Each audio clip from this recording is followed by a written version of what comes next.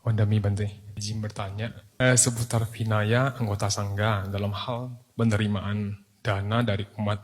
Dalam hal ini berarti selain 4 kebutuhan pokok, yaitu dalam bentuk uang. Karena banyak pandangan umat Buddha di luar sana yang masih belum mengetahui pandangan yang benar yang sesungguhnya mengenai perihal hal ini. Ada yang mengatakan kan dulu di Vinaya tulisnya emas dan perak, bukan uang. Nah, mungkin orang banyak salah di sana. Jadi yang pertanyaan, apakah secara winaya seorang anggota sangga atau bante diperbolehkan menerima uang? Yang kedua, apabila di saat anggota sangga berpindah patah, ada umat yang berdana uang dan dimasukkan ke dalam patah si bantenya, apakah seorang bante yang lagi berpindah patah tersebut diperbolehkan menerima pemberian dimasukkan ke dalam patahnya atau beliau boleh menolaknya. Ketiga, apabila bante tersebut menerimanya, ini termasuk pelanggaran kecil atau pelanggaran besar dan apakah bisa dimurnikan sesudahnya. Terus dari sisi pemberinya, si umat apakah ini akan mendapatkan aku salah. Anumodami Bante. Umat yang berdana dapat aku salah enggak gitu ya? Ya, apakah dia aku salah gak? Atau ada pelanggaran gak di sana? Sebetulnya jelas ya, kalau kita lihat di Tipitaka, itu terdapat di Winaya buku pertama. Waktu Buddha menjelaskan disebut sebagai pada Bhanjaniya ya. Pada Bhanjaniya itu artinya penjelasan setiap kata dari peraturan Patimokkha. Jadi kalau peraturannya kan Yopana Bhikkhu, jata rupa rajatang, ugan hiawa, ugan hapiawa, upanikhitang wasadiya. Jadi bhikkhu manapun yang menerima jata rupa rajatana ya. Jadi ada kata ini loh. Waktu kata ini dijelaskan oleh Buddha, apa itu jata rupa? Jata rupa itu satu wano. Satu wano artinya warna tubuh Buddha. Jadi tubuh Buddha itu warnanya emas katanya. Jadi jata rupa itu mengacu kepada emas. Nah, akhirnya diterjemahkan sebagai menerima emas nggak boleh gitu ya. Terus rajata. Nah, rajata ini, waktu Buddha menjelaskan rajata, salah satunya itu uang, kahapana. Jadi zaman dulu ya, mata uang yang dipakai di zaman Buddha itu kahapana, masaka, pada itu ya. Nah, itu mata uangnya. Mungkin kalau zaman sekarang uang kertas, uang logam. Nah, jadi memang sih kalau zaman dulu beneran mereka itu adalah campuran logam. Jadi kayak kahapana gitu ya, katanya seperempatnya campuran emas, seperempatnya itu perak, 2/4-nya itu perunggu. Nah, 3 logam ini dicampur jadi satu. Nah, tapi Buddha juga bilang bahwa apapun yang disebut ya, sebagai uang itu juga termasuk. Bahkan apa? Daru. Daru itu adalah kayu. Daru masaka. Jadi uangnya tuh dari kayu zaman dulu ada.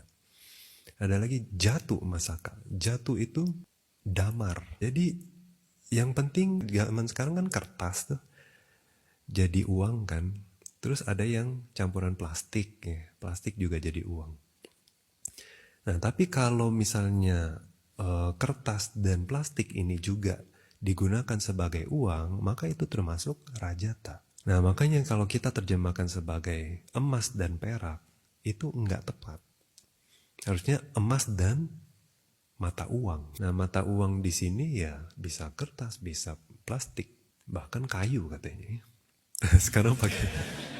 Sekarang pakai handphone, pakai ATM ya, pakai kartu, cuma scan ya, pakai GoPay.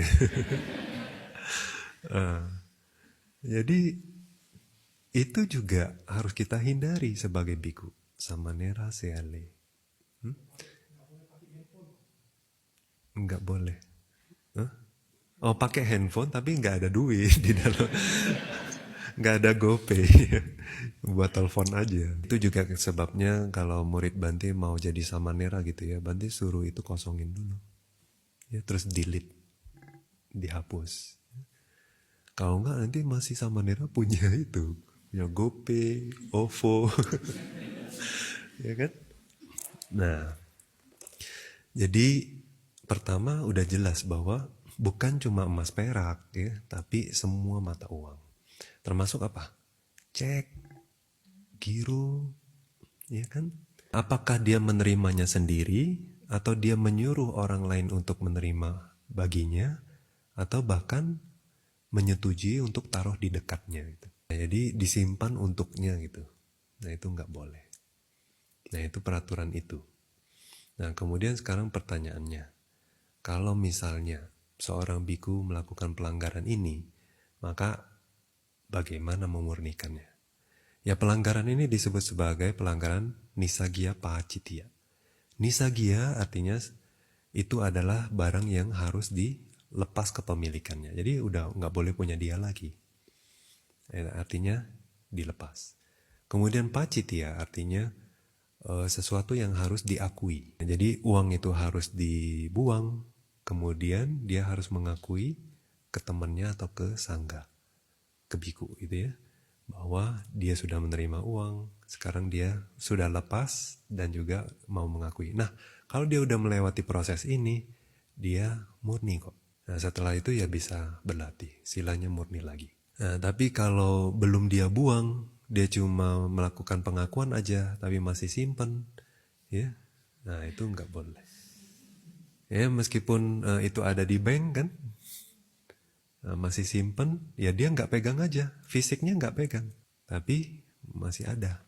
Nah itu nggak boleh. Mau berkali-kali mengakui pun juga nggak murni-murni, nggak bisa karena pemurnian ini satu harus dibuang dulu, baru diakui. Perihal ini nggak sepele. Nggak sepele itu gimana? Jadi misalnya udah kepake nih uangnya. Misalnya beli termos. Beli pun juga ya, biku nggak boleh terlibat transaksi. Jadi biku boleh nggak pegang tabungan? Biku boleh pegang tabungan yayasan. Biku boleh punya aset. Jadi misalnya ini ya, biku nggak boleh terlibat transaksi moneter.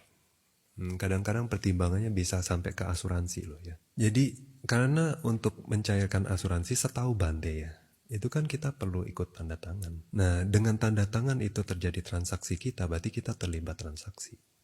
Tanpa tanda tangan kita kan, misalnya rumah sakit nggak bisa ngeklaim ya. Jadi kalau ada keterlibatan itu berarti kita, transaksi ini terjadi karena kita terlibat transaksi. Kecuali asuransi jiwa. Asuransi jiwa kan setelah kita meninggal baru cair. Ya waktu itu nggak sempat terlibat lagi lu. Preminya ada yang tanggung misalnya ya. Ya jadi bentuk transaksi apapun kita terlibat itu pun juga pelanggaran. Jadi barang ini juga sama harus dibuang dan akhirnya diakui. Ya misalnya Bante ya punya uang terus Bante beli ini termos. Nah termos ini ya karena Bante belinya pakai uang yang Bante sudah terima dari umat ya, maka termos ini nggak bisa dipakai siapapun. Bante juga nggak boleh pakai, setiap kali pakai itu pelanggaran. Biku lain pun juga setiap sentuh, belum pakai, sentuh aja pelanggaran. Ya. Nah problemnya apa? Kalau biku ikut berdana wihara, pembangunan wihara.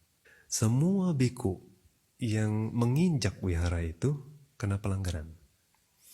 Katanya bahkan berteduh di bawahnya juga pelanggaran.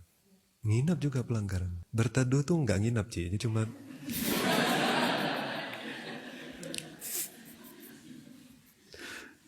belum sempat nginap ya.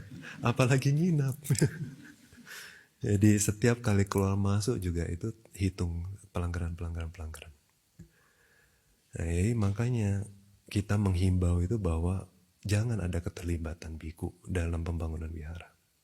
Takutnya yang didapat itu nggak dari hasil yang murni. Jadi semua loh ya, samanera juga nggak boleh pakai. Nggak cuma dia aja, biku yang lain juga nggak boleh pakai.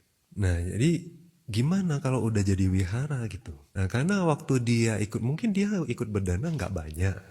Ya. Ikut dana loh, ikut dana. Nah, kalau galang dana itu peraturan yang lain lagi, itu juga salah. Itu namanya mata pencarian salah. Ya, sama aja pelanggaran juga. Biku mana pun juga nggak boleh pakai. Misalnya memberi nasihat tentang benar apa boleh? Oh boleh. Desain ya, ajak diskusi ya boleh. Tapi galang dana itu, keterlibatan galang dana nggak boleh.